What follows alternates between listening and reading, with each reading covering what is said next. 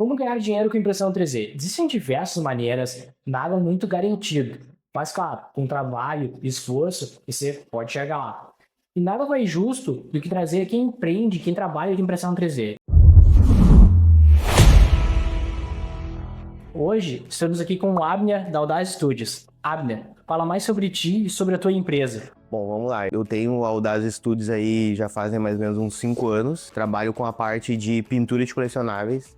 Faço a parte de impressão e pintura. Faço também alguma coisa de molde, de casting, de algumas peças que eu preciso tirar de repente, uma quantidade maior, seja para um grupo fechado. E a parte da modelagem, eu tenho parceiros que fazem esse trabalho, né? E quando é que tu começou na impressão 3D? Quando é que tu viu essas possibilidades que hoje pra ti são uma realidade? Eu tô na impressão 3D já fazem mais ou menos uns 5 anos. E eu descobri a impressão 3D dentro de uma empresa que eu trabalhava. E essa empresa, ela tinha uma impressora num canto lá que ela ficava imprimindo peças, fazendo teste de matéria-prima. E eu olhei a primeira vez, saiu um personagem lá e eu olhei e disse, tá, mas eu também quero, né? Aí eu fui lá, comprei minha primeira máquina da China, ela levou uns 2 meses pra chegar. Aí comecei a trabalhar em cima dela, era uma máquina, uma Ender 3 só trabalhava com PLA nela. E comecei a trabalhar em cima desse PLA. Com o tempo fui comprando algumas outras máquinas, depois eu passei pra resina. E aí então eu saí da empresa e comecei a fazer a parte de impressão 3D, né?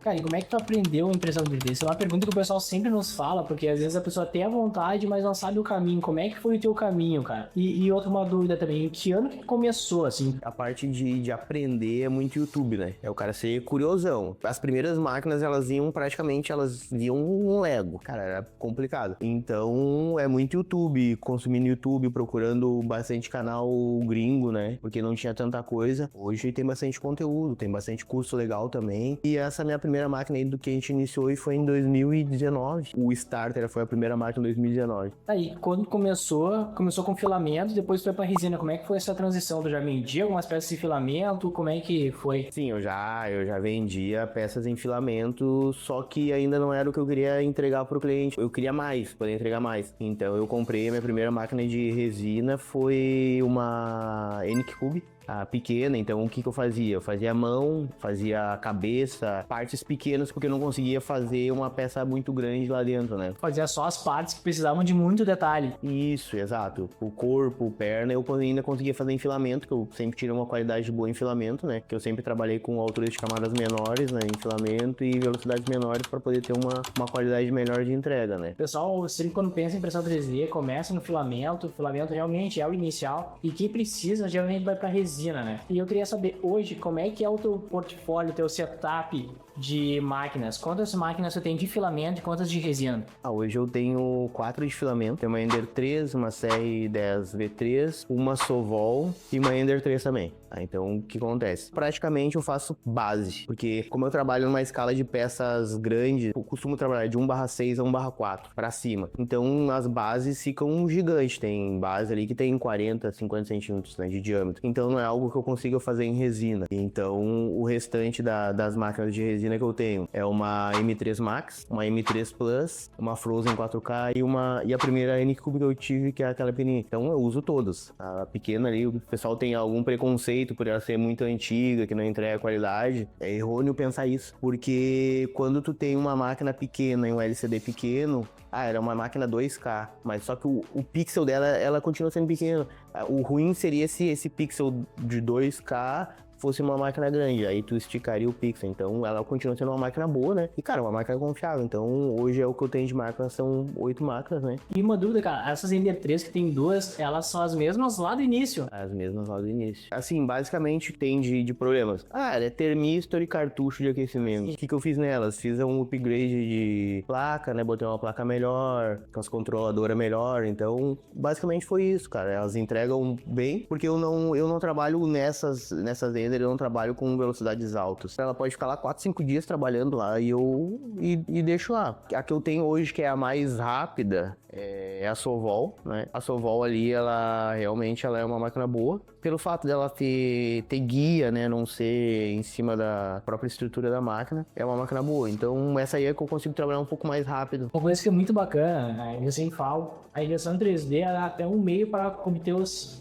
teu resultado, teu objetivo, né? E, Abner, eu queria saber mais sobre as tuas técnicas de pintura. Como é que tu aprendeu a pintar? Cara, na pintura é algo que já vem desde quando eu era menor, né? Então, eu sempre gostei de pintar, desenhar. Então, foi algo que eu sempre tive apreço pela parte artística. Então, eu já fiz curso de pintura de quadro, já fiz alguns grafites também. Então, é algo que eu sempre gostei. Então, quando eu vi a impressão 3D, foi uma forma de eu conseguir juntar o útil ao agradável. Óbvio que tu pintar uma tela é uma coisa e tu pintar um personagem é outra. Questão de profundidade, na tela tu tem que fazer a profundidade na cor mesmo, no personagem tu já tem um pouco de profundidade porque ele é texturizado e tal. Essa é a diferença, mas, cara, é algo também que eu usei muito YouTube, cara. Tipo assim, o pessoal que tá começando hoje tipo, eu não tenho dinheiro pra comprar um curso de pintura. Não compra. Vai no YouTube, vai lá, consome tudo que tem no YouTube. Mas eu ainda não tô pronto, aí tu compra o curso. Porque acontece, dependendo do curso, ele não vai te dar os passos iniciais. Então meio que tu já vai estar dando 2, 3 passos à frente, sendo que tu não sabe nem preparar a peça ainda. Tu não sabe lixar a peça direito, com que lixa que tem que lixar a peça. Qual primer que eu vou usar, se tem que ser um primer automotivo para essa peça, ou se pode ser o primer de spray, ou qual primer de spray melhor. Então, assim, consome tudo que tem no YouTube, tem bastante gente BR que tem conteúdo no YouTube legal, de pintura. Se quer algo mais avançado, tem bastante gringo que tem coisa no YouTube. Bota ali a legenda embaixo, ó, automática mesmo, ali se não souber inglês. Consome o que é de graça primeiro, para depois tu gastar. E assim, quando tu tiver tendo alguém que te pague aquela tua peça, a primeira peça, que nem, cara, quando eu comecei, realmente, eu fiquei apavorado que as pessoas pagavam pelaquela peça hoje quando eu vejo. Esses primeiros clientes que compraram as peças são os que hoje eu tenho mais apreço. Tem cliente meu que tem peças de todo ano. E aquele negócio, não adianta tu olhar o YouTube o dia inteiro e tu não praticar. Tem que praticar, imprime 2, 3 peças, pinta. Não gostei, passa um primer de novo, pinta de novo. O negócio é constância e tem que praticar. Se tu só consumir vídeo, não adianta. Agora isso que é muito bacana, né? Botar a cara, porque é o seguinte, imagina se o Abner só no início não tivesse feito essas vendas, só tivesse acreditado logo muito tempo depois nos produtos dele, demoraria pra decorar. Então, assim, às vezes tu tem um produto que pra ti pode ser que não seja algo perfeito, mas pro cliente, cara, já é algo aceitável. Uma coisa que o pessoal sempre fala, né, cara? Na internet tem gente que vende umas coisas, cara, inacreditáveis, de ruins e estão vendendo. Às vezes a pessoa tem um produto bom e não tem a coragem. Nesse do produto bom e um produto ruim, vai sempre ter aquela grande disputa de preço, né? Sim. E assim, cara, eu sempre vejo que o mercado, ele tem todos os tipos de cliente. Tem o cliente que ele não vai pagar o preço que eu cobro da peça, mas ele vai pagar o preço de um colega meu de trabalho que ele, de repente, cobre 1/3 da peça, mas ele entrega uma qualidade diferente, né? Então, é o que eu digo, cara, tem cliente pra tudo, tá ligado? Saber se posicionar. Tu tem que dizer assim, esse é meu valor de trabalho e é aquilo ali, cara. Tem cliente que ele vai enxergar o valor da tua peça e ele vai pagar e ele não vai questionar. Qual que é as principais dificuldades que tu teve quando tu começou a empreender, cara? Cara, a minha transição, eu acredito que ela tenha sido um pouco mais suave, porque eu continuei trabalhando na empresa, né? Na F3, eu continuei trabalhando na F3. Quer dizer que aquela empresa que falou que começou que tinha as máquinas é essa. Era essa aí. Então o que acontece? Eu continuei trabalhando na empresa e de noite eu fazia minhas peças. Então, tipo assim, tinha dias que eu ia dormir 3, 4 horas da manhã que eu tinha que entregar a peça. Então eu fiz uns 3 anos ali que eu abri o Instagram pra postar peças. Me serviu de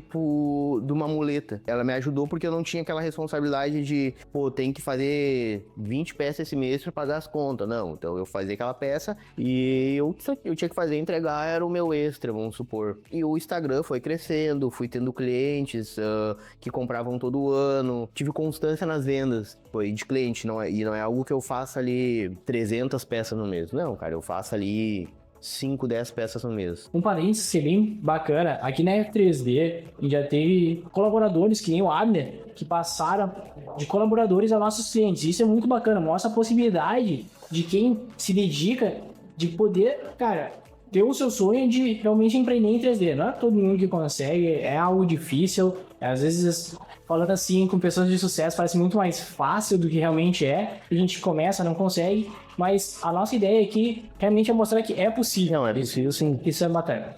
Mineiro, eu queria saber outra coisa, cara.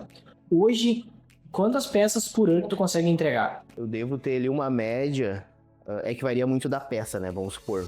Eu tenho uma peça que é o Jordan. Esse Jordan é uma peça que, como eu já fiz a primeira, que como acontece quando tu faz uma peça, a primeira peça que tu faz ali, ela é um pouco mais demorada, porque tu tá acertando cor, tu tá acertando tudo pra chegar no que tu quer no final. Esse Jordan é uma peça que eu consigo fazer ali num mês, umas 4, 5 peças. E fazendo outras peças junto, entendeu? Eu faço 5 Jordans ali e eu consigo trabalhar em mais 2, 3 peças, porque é uma peça grande, são peças 1/4, né? E como é que tu escolhe o tamanho da peça? É o cliente que escolhe, eu dou a possibilidade ali, cara, a menor peça que eu faço ali é 1/8, é a menor que eu faço, e eu não sou muito adepto a fazer 1/8, eu prefiro fazer peças 1/6, 1/4, que são peças maiores, que tu consegue botar mais detalhes, né? Então, eu gosto de pintar bastante com aerógrafo, eu tenho uma habilidade boa com aerógrafo. Daí no pincel, então eu deixo para fazer alguns detalhezinhos menores, né? Então, basicamente é isso, é o cliente que escolhe. Claro, quanto maior a peça, mais cara ela fica, né? Então, mas no ano, cara, eu devo mais de 80 peças no ano, eu consigo entregar ali. Porque tem peças que eu faço uma tiragem alta. Exemplo, eu tenho uma peça que é a mão de Sauron, a manopla de Sauron, Senhor dos Anéis. Que ela é uma peça que eu considero ela rápida de pintar. E a gente tem um parceiro num shopping em Porto Alegre que ele vende essas peças. Ele tem uma loja e ele vende. Então, é uma peça que eu consigo fazer 10 peças ali em 3 dias. Imprimo todos em 10. Em 3 dias eu tenho 10 peças dessa manopla. Então, é algo que, às vezes, tu tem uma tiragem muito grande e essas aí eu acabo nem conseguindo contabilizar, porque não é algo muito mais rápido, né? Cara, e me diz aí, como é que é essa tua rotina? Como é que tu se organiza no teu dia a dia, cara? Pra ter um tempo até pra gravar um vídeo aqui com a gente. Eu fatio minhas peças à noite, que é algo eu considero errado, porque eu deveria fazer isso durante o horário de trabalho, que é do expediente, né? Mas vou de noite, eu tenho o costume de jogar online, então eu boto no PC, eu tô jogando, deu o intervalo da partida, eu vou fatiando e assim vai. Mas durante o dia, quando eu levanto, a primeira coisa que eu faço é limpar as peças. Vou na impressora para limpar as peças, tirar da máquina. Eu já boto para imprimir, porque eu já fatiei no dia anterior. Parte da pintura lá, se tiver que acabar alguma peça, a gente acaba a peça. Ou se tiver que passar primer. Eu gosto muito de fazer coisas que vão demorar mais para secar ou que eu vou ter que fazer. Eu faço no inicial, no startar da manhã, porque daí no final do dia já vai estar seco, ou tem alguma peça que eu tenho que fazer algo com uma Durepox para fazer emenda, ou com uma outra base que demore mais, eu faço na parte da manhã. Então o restante eu passo pintando, né? Cara, e me conta como é que é a tua bancada ali? O que tem lá? Tu já falou de aerógrafo, pincel, falou do epóxi ali pra fazer a massa. O que tem na tua bancada, assim? O que são coisas que não faltam lá e sempre tem? Cara, pincel. Eu devo ter muito pincel. Até a Andressa, toda vez que eu vou em algum lugar, eu trago pincel pra casa. Pincel de novo, cara, eu tenho muito pincel. Porque assim, eu não toco fora o pincel. O pincel ele já não serve pra alguma coisa, mas ele vai servir pra outra. Cara, tinta. Eu tenho bastante marcas de tinta acrílica, né? Eu tenho desde as nacionais a importadas. Tenho um pouco de dó de usar mais importada porque são caras, né? Mas então a gente usa bastante tinta acrílica, né? Na parte do pincel. E na parte do aerógrafo pode usar também. Mas eu no aerógrafo eu uso mais tinta automotiva. Pelo fato de ela secar muito mais rápido e tu poder manusear muito mais rápido várias peças junto, então eu uso muito tinta automotiva, né? Então, até ela é um pouco mais resistente que a tinta acrílica, né? Hoje teve muito avanço das impressoras 3D coloridas, né? Então, quem tem uma impressora, uma Bambu Lab, por exemplo, consegue fazer as peças coloridas da forma como quer. Mas ainda tem uma pergunta que sempre nos fazem, é como é que tem como pintar essas peças, empelhar. Tu recomenda isso? Tu utiliza? Como é que funciona? Como é que eu consigo dar um acabamento numa peça empelhar? Dá pra fazer sim, o PLA, ele é um material que não é que nem o ABS, que tu pode usar uma acetona, algum outro produto para alisar ela. Então, o correto seria o quê? Lixa, tá? Pode passar uma lixa ali, lixa até... O problema é que quando tu entra com uma lixa, dependendo da peça que tu for fazer, se ela tiver muito detalhe, tiver detalhes pequenos, vai acabar matando um pouco esses detalhes, né? Então, tu vai ter que entrar com uma lixa e depois passar um primer. Tá? Esse primer, ele vai o quê? Ele vai tampar a sobreposição de camadas, né? Daí tu vai ver como é que ela vai ficar. Tu vai ter que passar mais uma lixa de novo. Então é algo, basicamente, tu vai ter que fazer uma chapeação na tua peça de PLA. Que é uma coisa que tu não precisa fazer de forma alguma de resina, né? O máximo que tu vai fazer é passar uma lixa da água para tirar a marca do suporte se ficar alguma coisa de marca. E depois passar primer, né? Como é que tu vê o futuro da impressão 3D? O que tu acha que são coisas que ainda faltam? O que tu vê daqui a 10 anos? E coisas que tu gostaria que tivesse a impressão 3D e ainda não tem? Cara, hoje a gente tá vendo aí as máquinas de resina já fazendo peças coloridas, né? Claro, são máquinas extremamente caras, né? Tipo, é absurdo alguém que vá fazer para vender tem em casa, isso aí é algo industrial, né? Mas eu acredito que, assim como as impressoras eram caras, tipo, a minha primeira impressora eu paguei quase R$ 4.000, é uma impressora minúscula, né? Então eu acredito que vai acontecer isso na impressão colorida de resina. Mas se ela seguir esse padrão que a gente tá vendo, as peças, beleza, são peças legais pra te ter, mas não é uma peça artística, né? E o que eu vejo que eu gostaria que tivesse, tá? Máquinas de resina maiores. Queria que, sei lá, tivesse de 20 polegadas, fosse algo grande.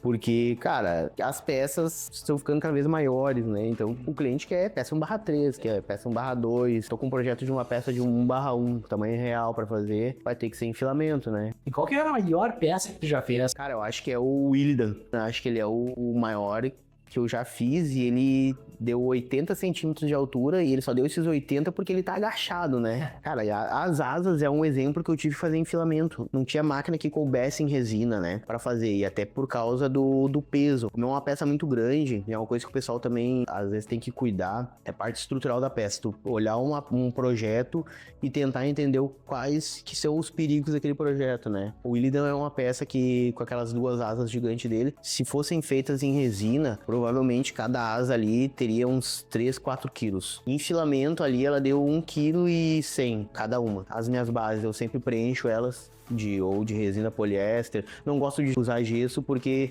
ele demora demais para evaporar. A resina poliéster, ela catalisou ali, ela vai catalisar, ela vai secar. A base é preenchida, as pernas do Willidan são preenchidas, a bermuda, o torso dele também tá preenchido em rotomoldagem, então ele tá uma peça pesada para ele poder suportar as asas, que elas vão fazer aquela inclinação, né? Então é algo que também o pessoal tem que cuidar. Às vezes tu pega uma peça que ela é muito legal, sei lá, um personagem tá num pé só que daí com o tempo ele vai pender porque ele tem peso, né? Então é algo que tem que se pensar. Uma pergunta que eu acho que as pessoas que estão assistindo esse vídeo vão ter. A gente falou muito de filamento e de resina. A velocidade de filamento e de resina, pensando numa mesma peça, o que é mais rápido? Filamento, resina, o que tu gasta mais para fazer a mesma peça? Cara, hoje, assim, sinceramente, em questão de gastos, tá elas por elas. Tem uma empresa aí que tem uma resina muito boa.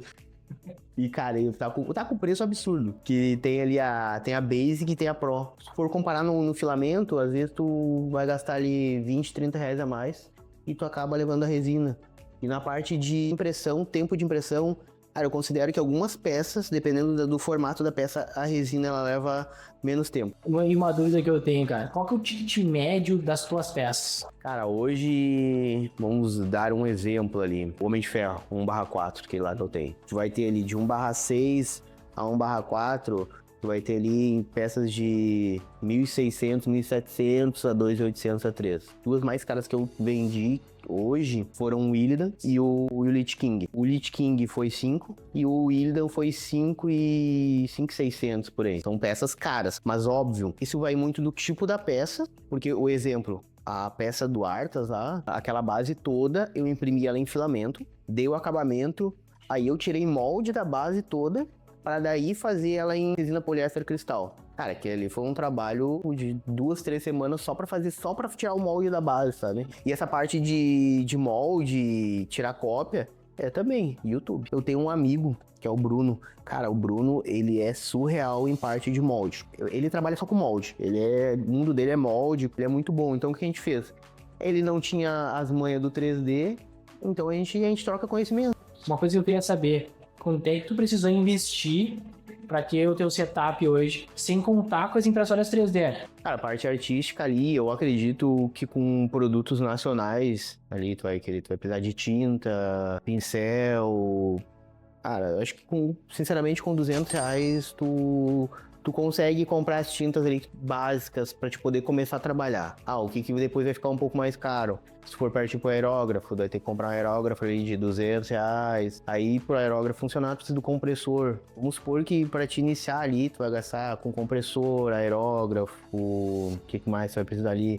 De repente uma micro retífica. Cara, vai gastar uns R$ 1.000, mais ou menos. E filamento para action figure, PLA ou ABS? O ABS que é uma vantagem, que tu consegue fazer o tratamento da acetona, né? O PLA, eu considero ele bom, mas ele tem todo aquele esquema de lixa. Mas voltando, se tu trabalhar com uma impressora com uma velocidade lenta, uma altura de camada baixa, praticamente tu vai zerar. Quando tu chegar no final da peça, tu vai passar um primer, no máximo vai ter que passar uma lixinha, já era. Então, mas o ABS ele tem essa pequena vantagem em cima do PLA. Cara, eu queria saber como é que tu encontra hoje teus clientes, cara? Eles são clientes diretos, esse que é o teu principal foco, lojas. Eu vejo que eu estou investindo também em algumas feiras. Cara, como é que eu ouvi teu carro-chefe? O que te foca mais? A base de clientes que eu tenho foi através do Instagram, né? O cliente direto. E basicamente hoje eu tô meio que fechado, vamos dizer assim. Tenho uma quantidade X de clientes ali. São clientes que compram 3, 4 peças durante o ano. E a gente também tem lojas, né? A gente vende para lojas. Tem uma loja aqui da região aqui. Eu faço uma peça e, cara, ele fica com praticamente todas as peças que eu fizer, qualquer peça que eu fizer, porque é uma loja de alto padrão, então os caras querem peças, cara... porque ele tem bastante peça, ele tem sideshow, ele tem prêmio, ele tem peças de empresas grandes e ele bota do lado lá, não querendo, me gabar, mas não perde nada para as peças de estúdios grandes, né? E tem uma empresa de São Paulo que eu presto serviço para eles, que eles têm lá o modelador, eles projetam uma peça e eu faço essa peça só para aquela loja. Tipo, é uma peça que eu não vendo para mais ninguém. É um contrato que a gente tem com eles, eu só produzo essa peça para eles. E também acabou vindo tudo do Instagram. E agora a gente tá participando de eventos, né, de feiras. Essa próxima que a gente vai participar é da Dream Fest, em Porto Alegre. A gente vai lá, bota um stand lá e leva o que a gente tiver de peça, a gente leva, né? Então, o último que a gente participou, cara, foi um sucesso. A gente vendeu praticamente tudo mesmo no primeiro dia. No segundo dia, que era no domingo, eu fiquei com vergonha de ir pro stand. Cara, eu acho que eu tinha 3 peças só, porque, particularmente, eu não acreditei ia vender tão rápido. Mas eu levei pra esse evento, eu levei um ticket de peças menor. Eu levei um Homem-Aranha só, que era o mais caro que eu tinha lá, que era 2.800. E eu vendi na feira, mas se eu tivesse mais 10 peças grandes, eu acredito que eu não venderia. O ticket ali das peças foi R$ 300, 250, então a gente vendeu bastante. Eu levei a Red do VEC naquela tamanho real também, a gente vendeu 2. Eu fui pro evento pensando num público com uma aquisição de um ticket menor, né? Porque não é todo mundo que vai numa feira e vai pagar 2, 3 mil numa peça, né? Cara, eu queria entender, isso tem uma conexão com outros artistas nacionais de impressão 3D ou que não são de impressão 3D? Cara, brasileiro, eu tenho referência, sim, e eles trabalham a mesma coisa que eu, mas eu considero eles, tipo, referência demais, sabe? Eu gosto do trabalho deles, a gente tem WhatsApp, troca direto, a gente trabalha no mesmo nicho, mas a gente não é concorrente. Até tanto que eu sempre falo, tem trabalho pra todo mundo, né? Um deles que é, pra mim hoje, no Brasil, no realismo, é o Arthur Monteiro. Cara, pra mim ele é o mais top de realismo. Anime, Dragon Ball, Cavaleiros do Zodíaco, Zé Bart, da Bart Studios. Cara, é gente fina também demais.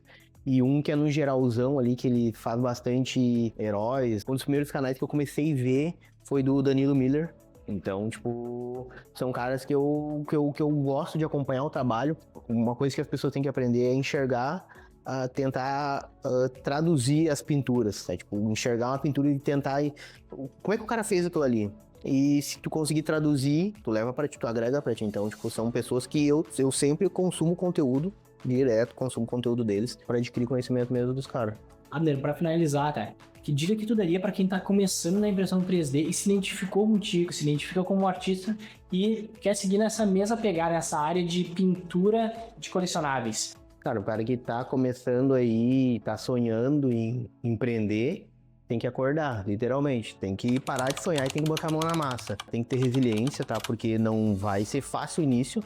O Abner tá falando aqui agora, parece ser muito bacana. Eu tenho 5 anos aí de estrada aí de pintura de colecionáveis e no começo não foi fácil. No começo, basicamente, eu pagava pro cliente me comprar, quase no literal, porque eu gastava ali o tempo eu nem conseguia contabilizar porque eu não tinha essa noção ainda. Mas ali a peça eu gastava R$200 na peça, eu vendi pelos meus 200, entendeu? Por quê? O que era o que eu pensava nisso aí? Pô, tem alguém que tá disposto a pagar enquanto eu tô aprendendo. Entendeu? Tipo, eu levava muito isso aí. Pô, o cara vai pagar os R$200, cara, top. Vamos pro próximo. Trabalha no próximo, entrega. E claro, tanto esses clientes aí que compraram lá no início, que pagaram esses mesmos 200, eles entenderam a evolução do processo, que foi ficando melhor a qualidade, e hoje eles pagam o preço que eu cobro, né? Não, eles, tipo, tem cliente que nunca questionou, mas no início lá, 5 anos atrás, você me cobrou R$200 a peça, e hoje tá cobrando 1.600. Ele entendeu esse processo. E que é muito importante que a própria pessoa que tá iniciando agora, ela consiga enxergar a evolução nela e não compare, não fica se comparando. Sei lá, eu pego alguém que é muito top lá, uma peça, e daí tu vai fazer aquela mesma peça, cara, não vai ficar igual, mas tu não pode comparar comparar a tua peça com aquela pessoa, tem que comparar a tua evolução. Tem que nem na academia, né? Tipo, a gente vai na academia, a gente vê todo mundo bonito lá, grandão, gigante, e daí tu chega em casa, pô, mas não tô daquele tamanho, mas o cara faz 5 anos que tá lá malhando lá e tu chegou ontem, quer ficar igual, não tem como. E é isso aí, cara, tem que ter resiliência, cara, persistência. Vão dar coisas erradas no processo, então é algo que eu diria assim, ó, começa. Abel, muito obrigado pela tua presença aí, cara. Não queria tomar mais teu tempo, porque eu sei que daqui tu vai correr lá. Sei que lá trabalhar. Trabalho aí, cara. Valeu, deixa eu... Um abração aí.